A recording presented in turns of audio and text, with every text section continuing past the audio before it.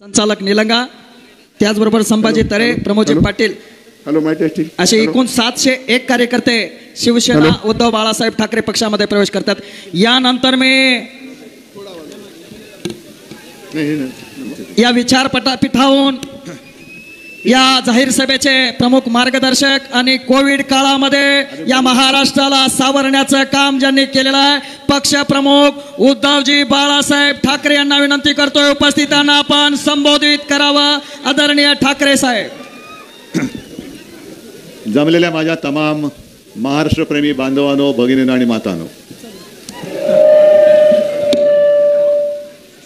येतोय आता आवाज सगळीकडे? जरा थोडीशी लगबग आहे कारण आज दिवसाला 4 सभा आहेत, काल 5 झाल्यात आणि तुमच्यासारखीच अनेक जण पुढच्या सभेमध्ये आत्तापासून बसलेलीच आहेत. म्हणून थोडीशी आपल्या उमेदवारांना घाई केली कारण त्यांच्याकडे आमदाराच्या पापाचा पाडा एवढा मोठा आहे की पूर्ण रात्रभर मला इकडेच राहावं लागलं असतं. त्याच्यामुळे तो पाडा तुम्ही दिनकरराव वाचाच. आज मी पहिल्या प्रथम अमितजी तुम्हाला धन्यवाद देतोय. राष्ट्रवादीच्या सगळ्या इथल्या नेत्यांना, कार्यकर्त्यांना धन्यवाद देतोय. आणि आणखीन 2, एक म्हणजे आपले सोमवंशी आणि दुसरे आपले श्रीशल्य या उडगेजी, या रे दोघेही, या दोघांनाही मी खास धन्यवाद देतोय. बजरंग दादा कोण, सगळेच या, जे जे असतील नसतील सगळेच या, सगळ्यांना धन्यवाद देतोय. कारण आपण लढतोय ते गद्दारांशी लढतोय आणि गद्दारांशी लढताना मला सोबत मुठभर असले तरी चालतील पण निष्ठावंत पाहिजेत, निष्ठावंत पाहिजेत. या सगळ्यांनी तयारी केली होती, लढण्याची इच्छा व्यक्त केली होती, पण एकदा निर्णय घेतल्यानंतर कुठेही खळखळ न करता केवळ माघारच नाही घेतली तर कामासाठी पुढाकार घेतलेला आहे. म्हणून यांना मी खास धन्यवाद देतोय. आणि तुम्ही काळजी करू नका, एकदा सरकार आल्यानंतर सगळ्यांचा मान पान ही जबाबदारी माझी. चल नाही बस. मला आता या औषधात आल्यानंतर किंवा येताना 2019ची आठवण आली कारण तेव्हा आपण या चोरांबरोबर युतीमध्ये होतो, भाजपाबरोबर. आणि त्यांनी मला सांगितलं म्हणजे औसा आपल्याकडे आलेलीच होती, घेतलीच होती, कारण युतीमध्ये आपल्याकडेच होती. सगळं झालं, उमेदवारी देण्याच्या वेळेला अचानक देवेंद्र आले. मला म्हणाले साहेब ते जरा औसा बघा ना, औसा बघा ना, औसा बघा ना. म्हटलं औसाचं काय बघायचं, आम्ही बघितलंच आहे, जागा आमचीच आहे. नाही माझ्यासाठी म्हणे फक्त एवढंच करा. म्हटलं काय करायचं? त्या अभिमन्यूला द्या. म्हटलं अभिमन्यू कशाला पाहिजे तुम्हाला? नाही मला मोजायला बरा पडतो. आणि मोजायला म्हणजे निवेदन मोजायला बरा पडतो, बॅगा उचलायला बरा पडतो. म्हटलं मग तुम्ही घरी ठेवा ना त्याला. नाही मला तिकडे पण जरा विधिमंडळात बरा पडतो, पण तिकडे पण मोजावं लागतं म्हणे. तर मग ठीक आहे, आता एवढा प्रेमभावे म्हटल्यानंतर थोडंसं आपल्यात एक माणुसकी शिल्लक आहेच आणि त्यांच्यापेक्षा तर नक्कीच कितीतरी पटीने जास्त शिल्लक आहे, कितीतरी पटीने जास्त आहे. मी त्यांच्या प्रेमाखातर मी त्यांना दिली. मी या माणसाला काळा का गोरा तेव्हा पाहिलं पण नव्हतं कोण आहे माणूस.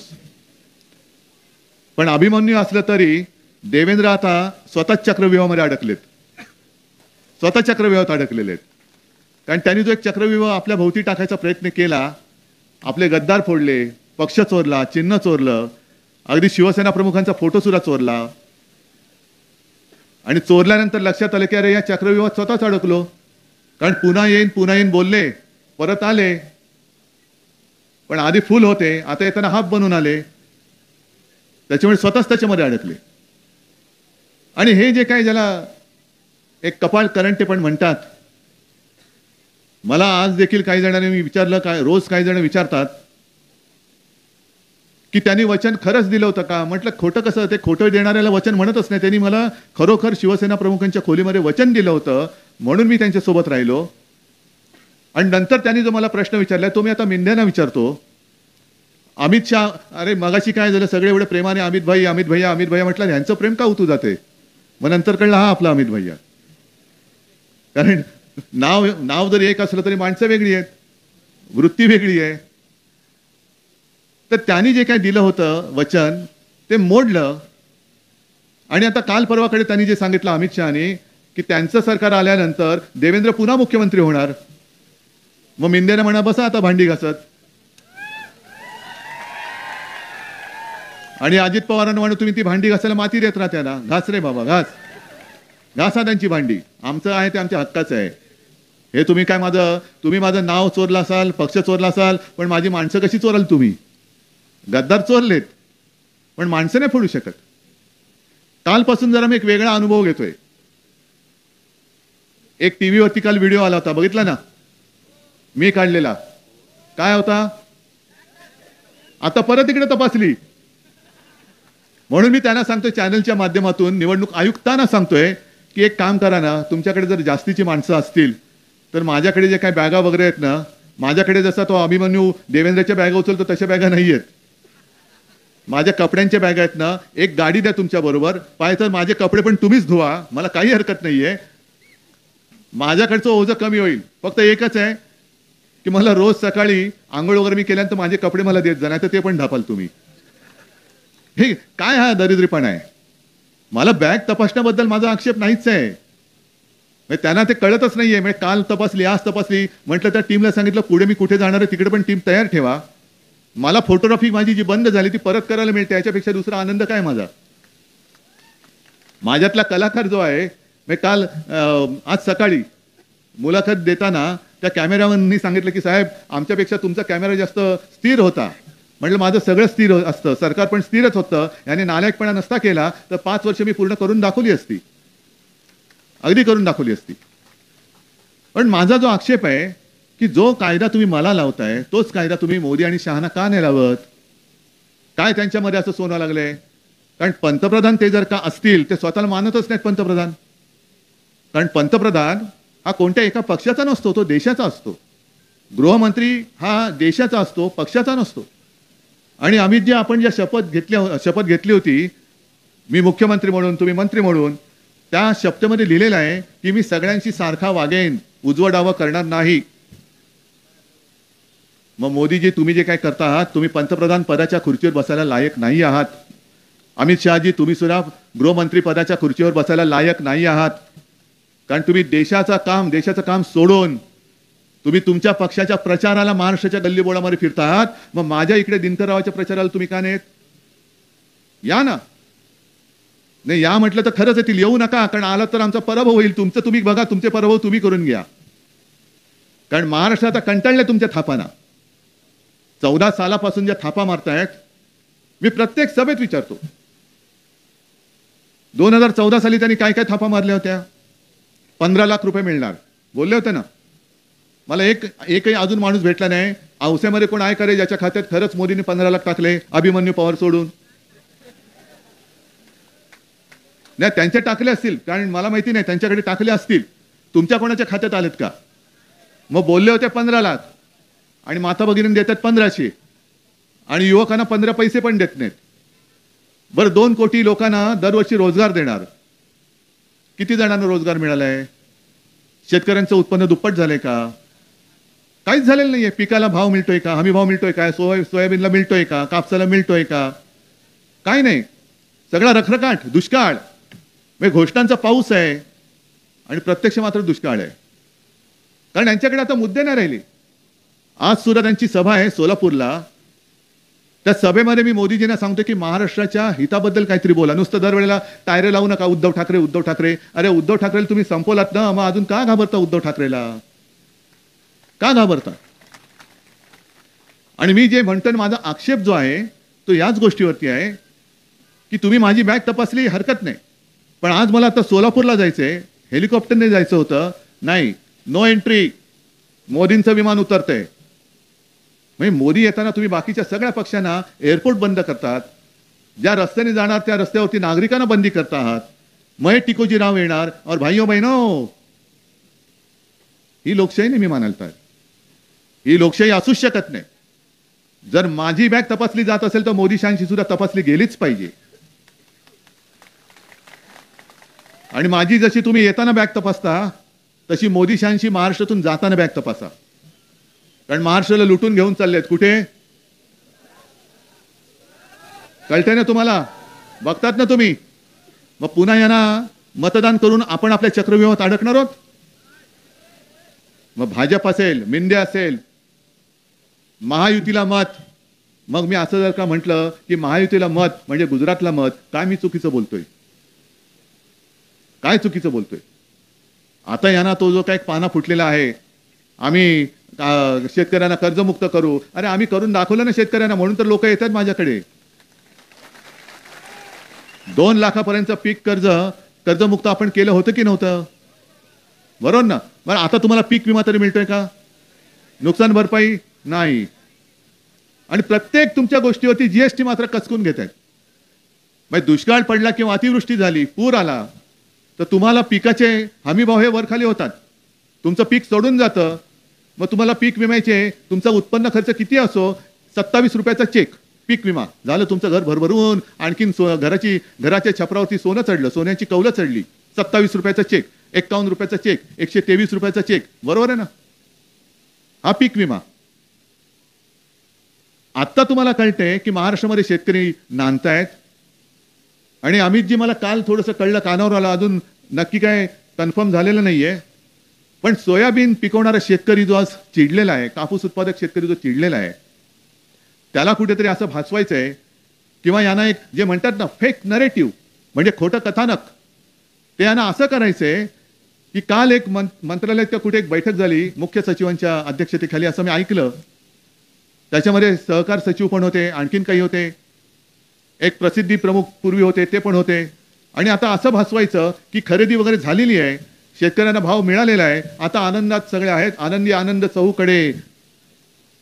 आम्ही आपले इकडे तिकडे. हे आता कदाचित ते जाहिरात किंवा बातमी देण्याची शक्यता आहे. कळेल 2-3 दिवसामध्ये. म्हटलं देऊच द्या, कारण अशी खोटी बातमी जर का दिली तर बातमी पेपरमध्ये येईल, कदाचित बातमी चॅनेलवरती दिसेल, पण शेतकऱ्याच्या कडे पडलेला सोयाबीनचा ढीक जो आहे ना, तो खरं बोलणार आहे.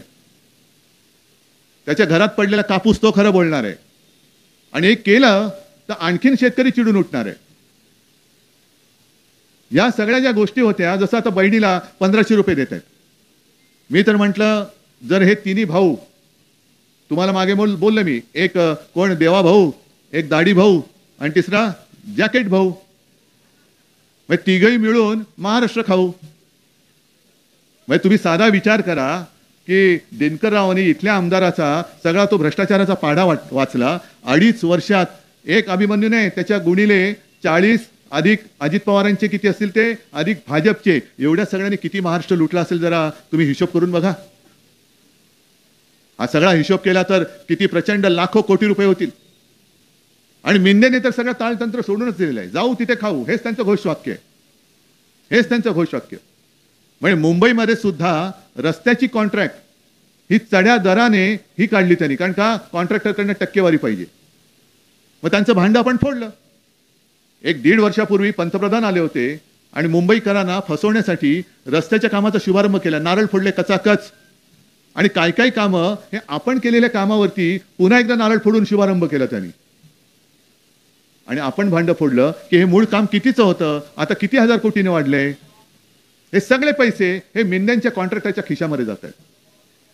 आणि ही लढाई जी आहे, ही लढाई केवळ उद्धव ठाकरेंची, दिनकरराव मानेंची, अमित भैयाची अशी नाहीये. ही लढाई तुमची आहे, तुमच्या आयुष्याची आहे. तुम्ही ठरवलं पाहिजे की तुमचं आयुष्य, तुमच्या मुलाबाळांचं भवितव्य तुम्ही दरोडेखोरांच्या हातामध्ये देणार का निष्ठावंत छत्रपती शिवरायाच्या मावळ्याच्या हातामध्ये देणार. काय महाराष्ट्र काय म्हणून ओळखला जायला पाहिजे? शिवरायाचा स्वाभिमानी महाराष्ट्र म्हणून ओळखला जायला पाहिजे की अदानीचा लाचार महाराष्ट्र म्हणून ओळखला गेला पाहिजे, हे तुम्ही ठरवायचंय. हा महाराष्ट्र मोदी आणि शहाना दिल्लीत बसून हाकता येणार नाही.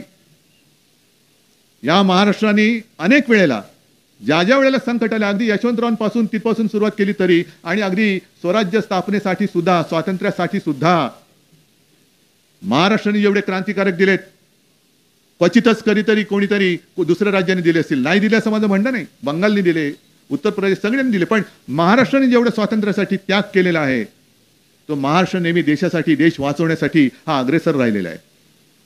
म्हणूनच सेनापती बापट जे बोलले होते, आपण नेहमी त्यांचं बोलतो, महाराष्ट्र मेला तरी राष्ट्र मेले, खरा वीर वैरी पराधीनतेचा, म्हणजे महाराष्ट्र वीर आहे आणि पराधीनतेचा वैरी आहे.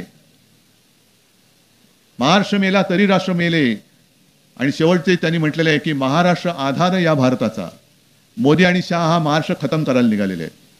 अरे तुम्ही काय योजना आणतायत? आजपर्यंत तुम्ही काही दिलं नाही. द्यायचं असतं तर 2.5 वर्षात देऊन दाखवलं असतात. पण आम्ही ज्या काही गोष्टी दिल्या आहेत आणि देऊ इच्छितोय, पंचसूत्रीमधून दिलेल्या आहेत, वचननाम्यातून दिलेल्या आहेत. एक तर आनंदाचा शिरा जे वाटतं, त्या आनंदाच्या शिऱ्यामध्ये कोणी आनंदाचा शिरा मिळाला तुम्हाला? ज्यांना नाही मिळाला ते नशीबवान आहेत. मिळाला त्यांना विचारा त्या आनंदाच्या शिऱ्यामध्ये काय होतं. काय होतं? आळ्या, उंदराच्या लेंड्या, कुठे झुरळ. आणि हा मेंढ्यांचा म्हणजे एकनाथचा आनंद, जो लोकांना आळ्या खायला घालतो, लोकांना उंदराच्या लेंड्या खायला घालतो, हा यांचा आनंद. आणि यांना पुन्हा डोक्यावर घेऊन नाचायचं. मग आम्ही पूर्वी जे केलं होतं, जेव्हा मनोहर जोशी मुख्यमंत्री होते त्यावेळेला जे केलं होतं तेच मी पुन्हा करून दाखवणार आहे. 5 जीवनावश्यक वस्तू ज्या आहेत, तेल, तांदूळ, गहू, साखर, या सगळ्या 5 जीवनावश्यक, आणि डाळ, 5 जीवनावश्यक वस्तूंचे भाव शेतकऱ्याचं 1 पैशाचं नुकसान होऊ न देता आपण पुढची 5 वर्ष आपण स्थिर ठेवून दाखवणार आहोत. जसं मुलींना मोफत शिक्षण आहे तसं महाराष्ट्रात जन्मलेल्या मुलांना सुद्धा आपण मोफत शिक्षण देऊन दाखवणार म्हणजे दाखवणारच. या गोष्टी नाही करायच्या. महिलांना तुम्ही 1500 रुपये देताय. माझं तर आव्हान आहे, हे तिन्ही भाऊ आणि अधिक जे 2 येत आहेत दिल्लीतले, मोदी आणि शहा, या 5ही जणांनी बदलापूरला जायचं. आणि ज्या चिमुरडीवरती अत्याचार झाल्यानंतर तिची आई आजारी होती, तिचे वडील हे पोलीस स्टेशनमध्ये तासनतास थांबले. कोणी त्यांची दखल घ्यायला तयार नव्हतं, तक्रार नोंदवून घ्यायला तयारी नव्हती. आणि जेव्हा बातमी बाहेर फुटली तेव्हा सगळे बदलापूरकर रस्त्यावरती आले व रेल्वे ट्रॅक त्यांनी अडवला, रेल रोको केलं. हे सगळं दृश्य तुम्ही टीव्हीवर पाहिलेत. त्याच्यानंतर यांना जाग आली आणि मग गुन्हा दाखल केला. आणि त्याच बरोबरीने जेवढे लोक आरोपीला फाशी द्या सांगण्यासाठी रस्त्यावरती उतरले होते, गुन्हेगाराला फाशी द्या सांगायला रस्त्यावरती उतरले होते, त्यांच्यावरती गुन्हे टाकलेत. मला नाही वाटत अजून ते गुन्हे मागे घेतलेले आहेत. पण या 5ही जणांनी त्या माऊलीच्या घरी जायचं आणि तिला 1500 रुपये देऊन दाखवायचं. काय उपयोग आहे त्या 1500 रुपयाचा? आबरू लुटली जात असेल तर 1500 रुपये घेऊन करणार काय? महिलांची जिकडे सुरक्षा धोक्यामध्ये आहे तिकडे पैसे काय करणार? आणि म्हणून आपण जे ठरवलेलं आहे की महाराष्ट्रामध्ये एक तर महिला पोलिसांची भरती आपण जास्त करणारच, पण त्याच बरोबरीने महिलेला, माता भगिनीला कधी ती पोलीस स्टेशनमध्ये जायची वेळ येऊ नये असा तर कारभार करूच. पण दुर्दैवानी वेळ आली तरी रात्री अपरात्री ती कधीही गेली तरी तिला पोलीस स्टेशनमध्ये जायला भीती वाटता कामा नये. तिची तक्रार पटकन नोंदवून कारवाई सुरू केली जायला पाहिजे. म्हणून आपण महिलांसाठी महिला पोलीस कर्मचारी आणि महिला पोलीस अधिकारी असणारी पोलीस स्टेशन, स्वतंत्र पोलीस स्टेशन सुद्धा आपण सुरू करणार आहोत. पुन्हा एकदा शेतकऱ्यांना कर्जमुक्त तर करणार आहोतच. आणि खरं म्हटलं तर आम्ही असं ठरवलं होतं की पहिल्या वर्षीच आपण कर्जमुक्त केलं होतं. आणि माझ्या मनात असं होतं की निवडणुकीच्या आधी परत एकदा शेतकऱ्याला कर्जमुक्त करायचं होतं मला. पण नाही करू शकलं. पाडलं सरकार. का पाडलं सरकार?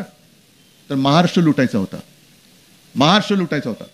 कारण त्यांना माहिती आहे की महाराष्ट्र लुटण्याच्या आड कोणी जर का येऊ शकत असेल तर ती हिंदू हृदय सम्राट शिवसेना प्रमुखांची शिवसेनाच येऊ शकते, उद्धव ठाकरेच येऊ शकतो, दुसरा कोणी येऊ शकत नाही. सोबत काँग्रेस आणि राष्ट्रवादी आहेतच. पण महाराष्ट्राची अस्मिता असणारी शिवसेना पहिले हिला संपवा. हा शिवसेनेच्या मुळावरती घाव नाही, हा महाराष्ट्राच्या मुळावरती घाव मोदी आणि शहानी घातलेला आहे. आणि त्यांचे हे सगळे चेले चपाटे हे सगळे फिरतायत. आणि म्हणून मी मुद्दाहून इकडे प्रचाराला आलेलो आहे.